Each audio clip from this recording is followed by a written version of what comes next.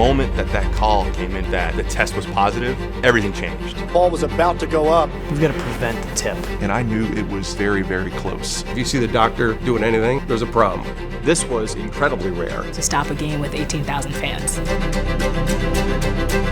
I sprint through our locker room. Stormed out onto the floor. Definitely never seen Donnie run that fast. The guy in a suit run by behind him. And approach the refs. That's got to be something serious. That was the hurricane hitting shore. This is where these worlds intersect.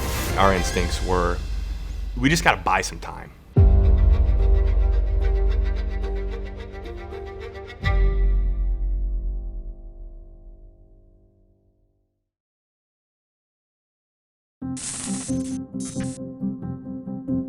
I had been in New York. I'd taken my son and my grandson to see the Thunder play in Madison Square Garden. We were having burgers and hot dogs in the arena. We had been playing incredibly good basketball. That 3-game road trip might have been the peak, considering winning a back-to-back to get things going with the Detroit Pistons, absolutely wiping out the Knicks, and everybody kind of enjoying their time in New York City, and then moving on to Boston and in this dramatic fashion, stealing the ball away from Kemba Walker and ultimately stealing a victory. But I can't emphasize enough how much we all sort of kept our normal routine in those cities. I remember I went to an NBA store for autograph signings, shaking people's hands, taking pictures with them. They were right beside me, their face right beside me. The week leading up to March 11th, there was certainly a resounding educational bent from the league around the coronavirus. New disease, new thing that we've never seen before. Every day there were new updates, and we were starving for any kind of information about the virus. We spoke about it in the locker room. We heard that it was really bad in Italy. And Gallo was just talking about, like, it's really happening right now. It's like, it's crazy. When we got back from that road trip, we knew we had a really important game against the Jazz coming up that had playoff implications. So that was really exciting, but it was also sort of countered by this veil of uncertainty, and the information we had about the virus was so tenuous that I don't think anyone really knew what was in store, but I think everyone had their antenna up that they had to be vigilant. In the back of your mind, you kind of thought, what will happen if this comes to the NBA? What will this really look like? You didn't really actually know. I remember being stopped while I was at my kid's school by a parent saying, I've got tickets to tomorrow night's game. Is coronavirus going to impact this game? And I kind of laughed about it. I said, no, you're good. I mean, there's nothing close to that I'm aware of right now. We started to see the subtle shifts. We started to see COVID become dominant in conversations. Are we going to handle autographs and fan interaction? We can do autographs. We can, be in contact with fans and shake hands and high fives, and pictures is going to be different right now until the situation gets under control. The Jazz are in town tonight, 7 o'clock big tip-off. Big game. Right now we're actually in a different era. The NBA has entered a new era where the locker rooms are going to be closed. It is the new normal, and we have to roll with it. The morning of March 11th started like any other. We were having players come in for treatments to prepare for the game later that night. My day consisted of getting ready to go out to the ACC tournament. It was like any other kind of travel day, except for the momentum of things was starting to shift a little bit, and people's contingency thinking was accelerating. We were beginning to talk about the virus and how we might deal with it. And I recall the one proposal that Nick Adam proposed and we all very much agreed with. Maybe we ought to take about a 2-week hiatus and kind of just see where things are and make an assessment and get some more expertise. I think when you're in a leadership position, the worst thing that you can feel is when there's some type of crisis and you're not with your people. They were calling the plane to start boarding. My instinct was to call my office and say, I need someone to come pick me up, I'm not gonna go. Probably for the practical understanding of the American people, it is 10 times more lethal than the seasonal flu. And then I remember around noontime, Matt Tumbleson, who leads our communications department, came into my office because I think he was expecting Sam to be out of town. Said, "Hey Rob, let's be on a string tonight. Let's make sure we're in constant contact because some wacky stuff could happen." Commerce reached out and wanted me to come to the Thunder game that night. We're entertaining a company in. I told my son, I said, hey, grab your basketball and your Sharpie. Let's go to the Thunder game. Come with Dad to work for a minute. We usually show up about 6 hours before every game. Go right to the TV truck, make sure everybody's on the same page. On this night, there was audio changes and there's video changes. The league sent out memos talking about protocols that they're implementing for that game. Players will be separated by the media. Players would have their own mic, no one touching anything. Both teams will have their own separate press conference room. So coming into that night, there were some things in place. Other than that, it was status quo. We have made the assessment that COVID-19 can be characterized as a pandemic. I remember leaving the office and getting a phone call from Dennis Lindsay of the Jazz. And he basically told me, look, we think that there's a potential that one of our players has COVID-19. And I'll never forget that because it was a very technical term at the time. I felt like an instant amount of gravity and responsibility because now I was aware of this potentiality and what did that mean for our players. And so got downtown. There was a small group of us congregating in Sam's office at the arena, which is not a large space. The way we always solve problems is like diversity of experience, opinion, and skill.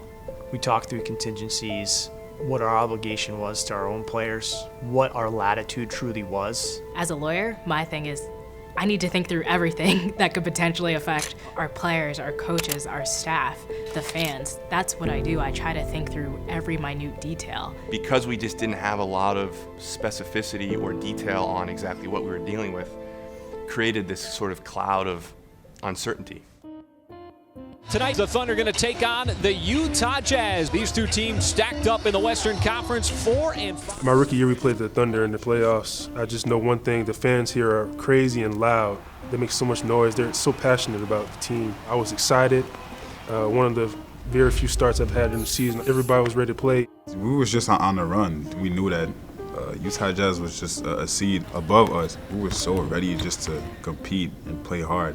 And I remember guys before the game trying not to shake hands. Don't just pick up any ball. If it comes from the other side, leave it alone. Hugs was handing out, our security guy was handing out hand sanitizer. I remember that. The thought process was kind of keep them away from everybody, touching stuff. Don't use your finger, maybe your knuckle or something like that, or the back of the hand. Those type of things, just subtle things, kind of like, hey, we don't know what's going on. Let's just be safe. Let's just be safe at this point. All day, we just kind of keep monitoring usually key players, what their status may be. Sometimes guys are listed as questionable or game time decisions. So there's a lot of dialogue during the day with the Utah production truck about the status of Rudy Gobert, who's one of their best players. And all we were told all day was he was listed as game time decision. He had flu-like symptoms. In a normal course, players get sick a lot and miss games a lot. But when that is combined with the emergence of this new virus that is spreading like wildfire, no one really has a handle on, immediately you're going to get defensive posture. Well, there was a couple things that we had some peace in. We did know that Gobert wasn't ever in the arena. From that point, we started to work backwards to figure out, okay, like what is really going on here? How serious is it? And what the heck are we gonna do about the game that's starting in a matter of minutes? Yo, fans, tonight is a big night. Make some noise if you're excited for some Thunder basketball. The players run out at 20 minutes prior to start time. That's when we really kind of, things ramp up. Now let's welcome back to the home court, your Thunder! Sam and I are still on calls with the Jazz as well as the league office. We're still waiting on word from the Jazz on the test result. At this point, it's probably 7 o'clock, somewhere in that range. The national anthem had been sung, the prayer had been said, and I know that we're like rapidly moving toward tip-off.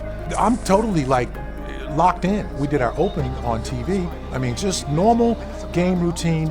And then we get, to the player announcements, nothing. Hispanic Heritage Night here at Chesapeake Energy Arena. After the lights came back on, after team introductions, that's when things kind of calmed down a little bit, and then we ramped them back up again with Rumble and his drum.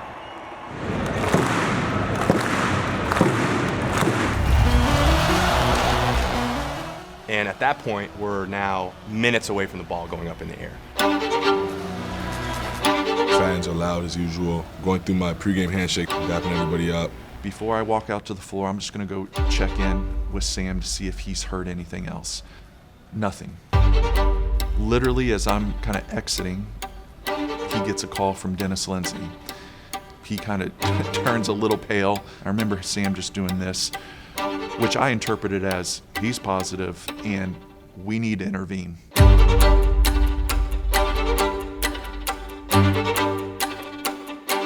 We started our game open. Chris and Michael did their on camera.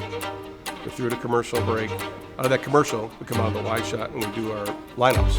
Out of our lineups, we go to Nick Gallo down on the floor, who's our sideline reporter. I put Nick on camera, and I look and I see a guy in a suit run by behind him. I'm like, oh, that was Donnie's track. The team had broke from their huddle, so I was kind of zigzagging through some guys, and I knew that if I could get one official, I would be fine. My goal was to make an initial contact with Coach Donovan. Hold on for a second here. We're not going to start the game right this second. Get to the scores table, then I'm walking to half court, and I just hear Chris saying, "What's going on? What's going on?" If Rob and Donnie's on the court right now, it's got to be something serious. But I'm still over there asking questions to my teammates about what's going on, and nobody has answers.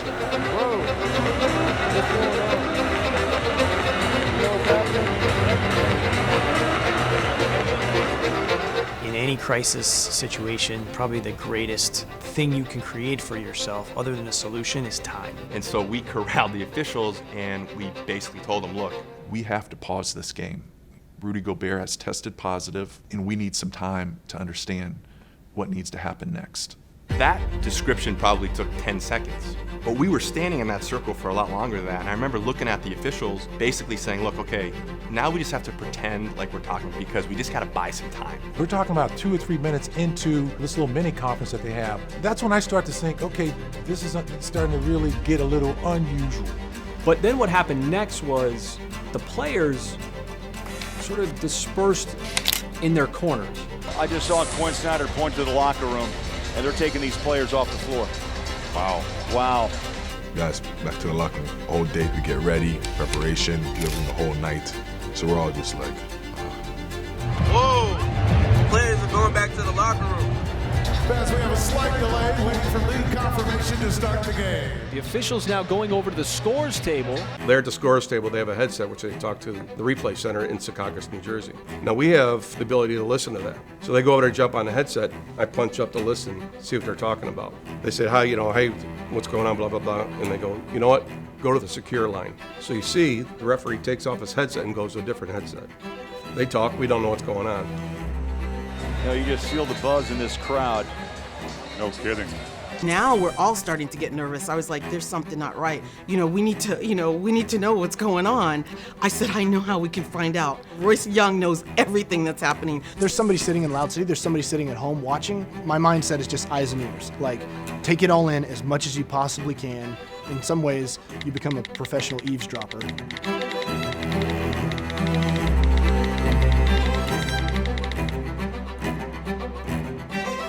Fish recognized and pointed out to the audience that the officials were leaving the floor. I go, okay, then if they leave the floor, we can't have a game. As the coach now are being taken off the floor, my goodness. We don't have referees on the court. We don't have a team on the court. We still don't know what's going on. What do we do? It moved very quickly as to what are we gonna tell the teams, and then what are we gonna tell the public. Sam asked me to update the players as well as the rest of the staff in our locker room. and we got like a little hope in us, so we haven't changed yet. We're all sitting there trying to stay warm. We dribble a couple basketballs. Donnie and Sam come in, and whenever Donnie and Sam come into a room with a serious face, we know like it's a rare occasion. So I remember, everybody gathering, simply telling them that, a Jazz player's tested positive, and that's it. The gravity of what was happening in real time hit me when one of our players was videotaping me talking to the team. And I knew that at that point we were kind of stepping into uncharted territory. All of us are kind of waiting here, waiting for information to disseminate down from the top. And once that happens, we will, of course, relay it to you. My job is to keep people calm. I'm on my headset with our stage manager. Can we get the Thunder Girls out? Let's send them out for their first performance. Balon Blaster, the t-shirts come out, but it never really happens at the beginning of a game. And then you start seeing the Storm Chasers come out, and trying to keep the energy up. That's when I start figuring out, like, something's not right here. We're buying time for some reason. I just knew it was more important in that moment, create some distraction until a final decision was made so we can keep people at bay, if you will. They did a great job of trying to distract you and make it feel normal, but there was certainly a high level of concern.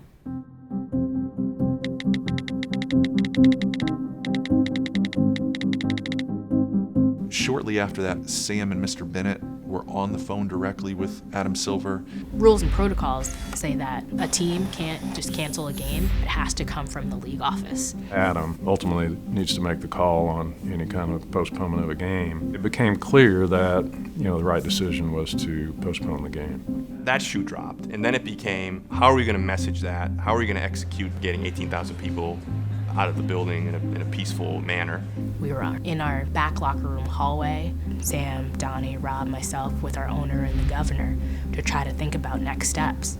I think we were all dealing with a lot of unknown, having to make a decision in real time and take care of 18,000 people that are scared, that are confused, that are maybe unhappy. Our leadership, mainly Sam and Mr. Bennett, had the presence of mind to understand that this has nothing to do with basketball. This is a health and safety issue, and we have to make the right decision along those lines. That all then shifted to this evacuation and like how we were going to communicate that. And we decided the best thing to do was the PA announcer. Maybe it won't cause the panic as it's an individual they're used to hearing from.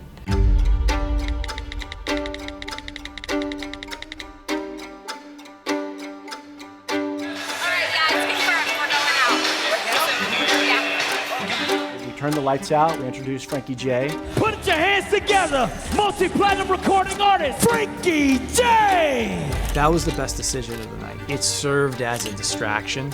Again, time being the most important attribute in any crisis. Time to think, time to plan, time to execute, time to double check your plan. And about halfway through his performance is when I got the call, yes, the game's going to be postponed, stand by, we're going to send you a script. It was written in a way that wasn't going to create any concern or panic. And I thought a real smart and powerful moment was when the governor and Mr. Bennett walked back out onto the floor and sat, kind of waited with the fans and with everyone in the building to be a part of the announcement. As soon as the performance was over, the lights came up, I hand my phone, which is where I got the email. I said, just make sure you read it in a calm demeanor and make sure that people feel at ease with what we're doing here. Inform the fans that there's no reason to get out of here right this second. I just tried to emphasize, we're all safe.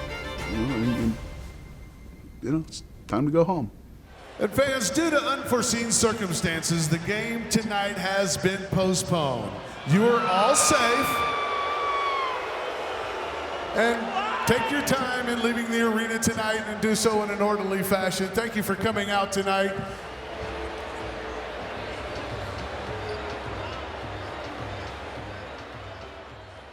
I think it's part of the nature of Oklahoma too. People got it, they understood it, and they chilled, and they carefully left the building. And so then our thoughts turned to, what do we do now?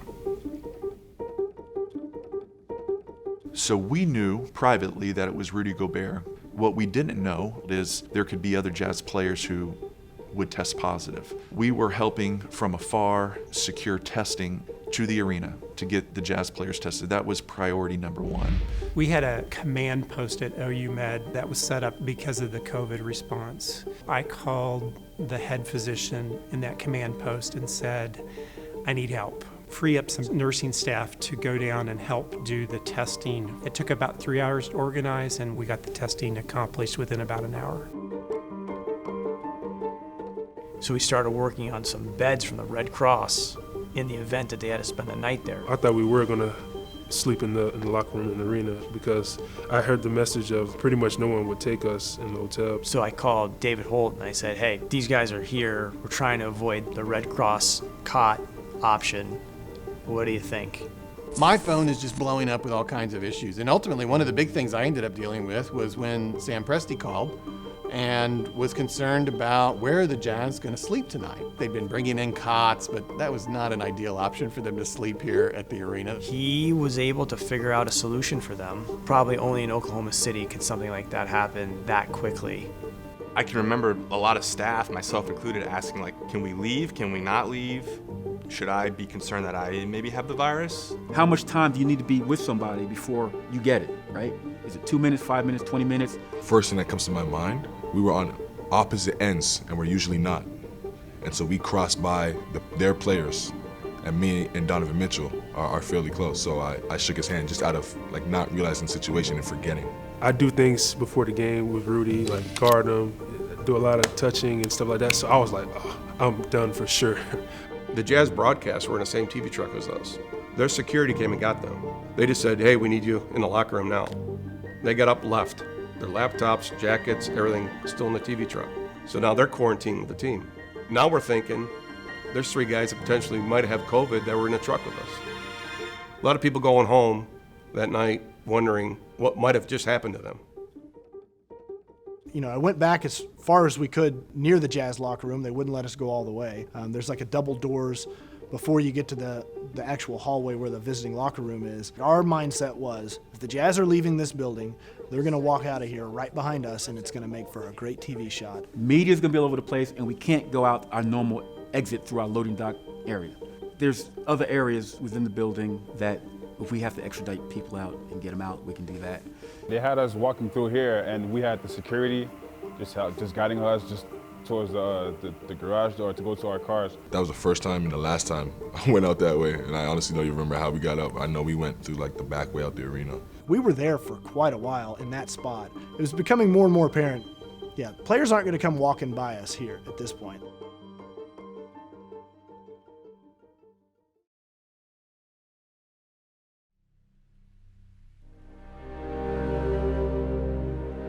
Walking out of the arena, I was one of the last ones walking out from our broadcast crew. And usually you walk out on the loading dock and you see it, player cars, buses. It was barren. The only thing left on the loading dock were the 2 buses that the Jazz came on that they're waiting for to leave. And I walk up the loading dock just looking back going, what just happened? This time, leaving the arena, it just hit differently because we didn't know the next move. When could we even get back to Utah? When can we get back to our home? When can we see our loved ones again?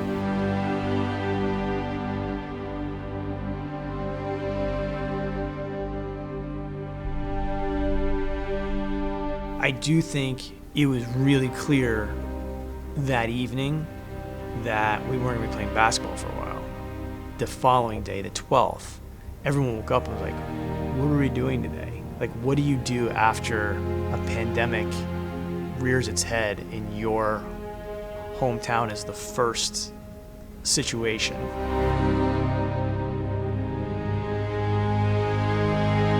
If you had wanted to craft a scenario that would get the whole world's attention and focus us on the problem and the challenge of COVID-19, you wouldn't have done a single thing different than what was done here at Chesapeake Arena on March 11th in Oklahoma City.